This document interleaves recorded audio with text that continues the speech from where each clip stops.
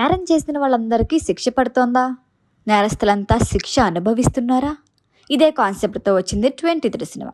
Mallesham 8 AM metro తర్వాత దర్శకుడు రాజ్ రాచకుండా తెరకెక్కించిన సినిమా ఇది. తేజ, తన్మయ్ నటించిన ఈ మూవీని రానా దగ్గుపాటి నిర్మించాడు. మే 16న థియేటర్లోకి వచ్చిన ఈ సినిమా ప్రేక్షకుల గుండె బరువెక్కించిందా?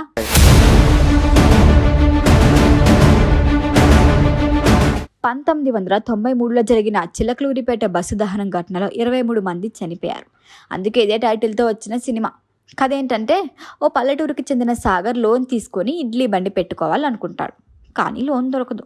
పొగాకు కూలీగా పనిచేస్తున్న సుశీలని ప్రేమిస్తాడు.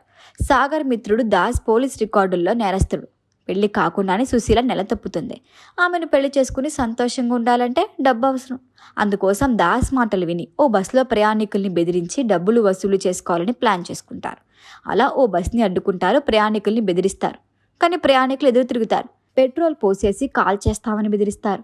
ప్రయాణికులంతా దాస్ని ఉతికేయటం చూసి సాగర్ తప్పించుకునేందుకు అగ్గిపుల్ల గీస్తారు.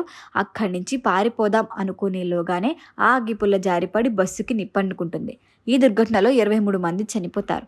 సాగర్ దాస్ని అరెస్ట్ చేస్తారు పోలీసులు. కోర్టు వీరికి ఉరిశిక్ష విధిస్తుంది. ఆ తర్వాత ఏమైంది అన్నది అసలు కథ. హంతకులకి శిక్ష పట్టడం న్యాయమే అయితే హంతకులంతా ఉరికమ్మం ఎక్కుతున్నారా అన్నదే దర్శకుడి ప్రధాన క్వశ్చన్.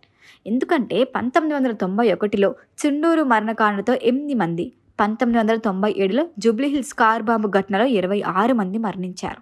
ఈ ఘటనలో హత్య చేయటమే వారి లక్ష్యం. మరి 2 కేసుల్లో చంపడమే లక్ష్యంగా ఉన్న నిందితులకి కనీసం యావజ్జీవం కూడా పడలేదు. చుండూరు కేసులో జైలుకి వెళ్ళిన వారు విడుదలయ్యారు. కారు బాంబు కేసులో ప్రధాన నిందితులు కూడా బయటకు వచ్చేశారు. కానీ చిలకలూరిపేటలో జరిగిన ఘటనలో దొంగతనమే వారి లక్ష్యం, హత్య కాదు. తప్పించుకునే ప్రయత్నంలోనే ఈ ప్రమాదం జరిగిపోయింది. ఈ కేసులో అరెస్ట్ అయి జైలుకి వెళ్ళిన వారు మాత్రం ఇంకా జైల్లోనే మగ్గుతున్నారు. న్యాయం అందరికీ సమానమే కదా అన్నదే ఇక్కడ ప్రధాన ప్రశ్న.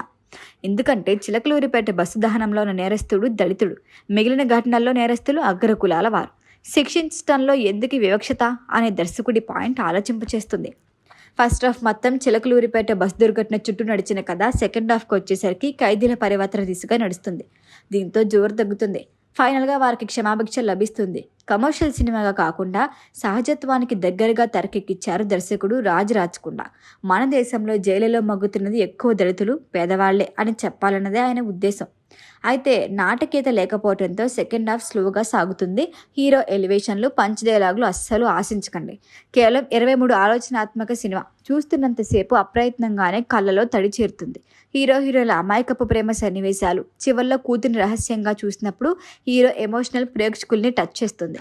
జై భీమ్ కోర్టు సినిమాల్లా కోర్ట్ రూమ్ డ్రామాని మరింత బలంగా ప్రెజెంట్ చేస్తుంటే జై భీమ్ లాంటి సక్సెస్ అందుకునేది.